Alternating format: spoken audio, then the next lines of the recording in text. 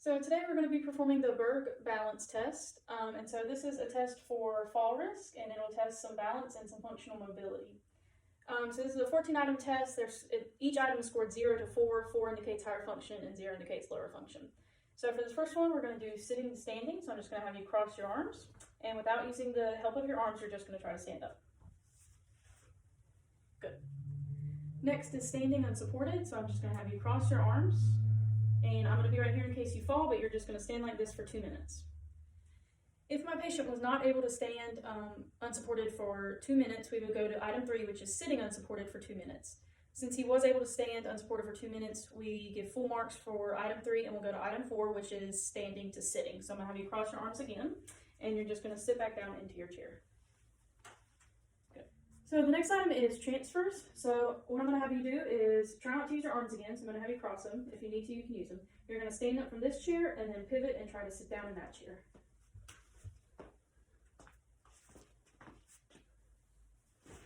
Okay, good. And now we're going to do the same thing, just moving back to the other chair. Good. So for this item, you're going to be standing unsupported with your eyes closed. So I'm going to have you cross your arms, and I'm going to be here in case you need me to catch you or anything. And I'm going to have you close your eyes when I say go, and we'll start a timer for 10 seconds. Go. So the next item is standing unsupported with feet together. So I'm going to have you cross your arms like we've been doing, and you're going to squish in your feet till they're touching. Good. And you're going to stand like this for up to 1 minute. So the next item is reach. So what I'm going to do is have my patient bring their arm up to 90 degrees with their fingertips outstretched. I'm going to place a ruler at the end of his fingertips. I'm going to switch so I can see what he gets. And I'm going to have you lean forward as far as you can while remaining safe, and make sure that your fingertips don't hit the ruler. So whenever you're ready. Okay, good. So 10 inches or greater would score full marks on this. The next item I'm going to have you do is you're going to bend down and try to reach and grasp that slipper and pick it back up.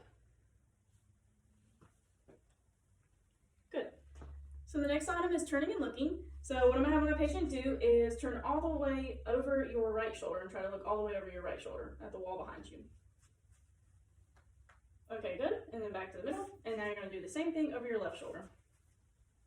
Good. And back to the middle. The next item is turning. So I'm going to have you standing like this, turn all the way around in a circle until you're facing me again. Good. And pause. And then now you're going to turn the other way. Good. And so top marks for this is less than 4 seconds. The next item is stepping.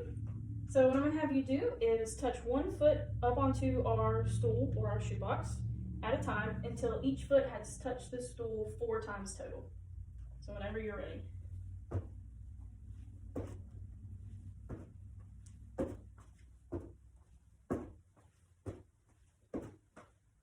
Good. So top marks for this is 20 seconds or less. The next item is tandem standing. So what I'm going to have you do is place the heel of one foot at the toe of your other foot, and you're going to stand like this for 30 seconds. The last item is standing on one leg. So what I'm going to have you do is lift one foot off the ground. Good. So when I say go, you can put it back down. When I say go, I'm going to have you stand like that, and we're going to try to stand like that for 10 seconds. Go. So for the Berg balance test, according to the SRA lab, they have some published norms. So the cutoff score of less than or equal to 50 indicates that an older adult is at fall risk. And a cutoff score of less than or equal to 40 means that there is almost a 100% chance of a fall risk. So you might choose the Berg balance test over the timed up and go because it's a more in-depth look at dynamic balance and functional mobility compared to the timed up and go, which is just one singular test. So it might give you a better idea of a patient's fall risk, and if a patient is more advanced than you think than the timed up and go, it might be good to look at the Berg balance.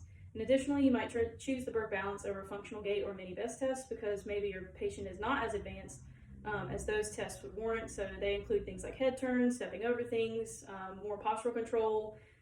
So maybe if you know that your patient is not going to do well with those tests, maybe you introduce them with a Berg balance instead.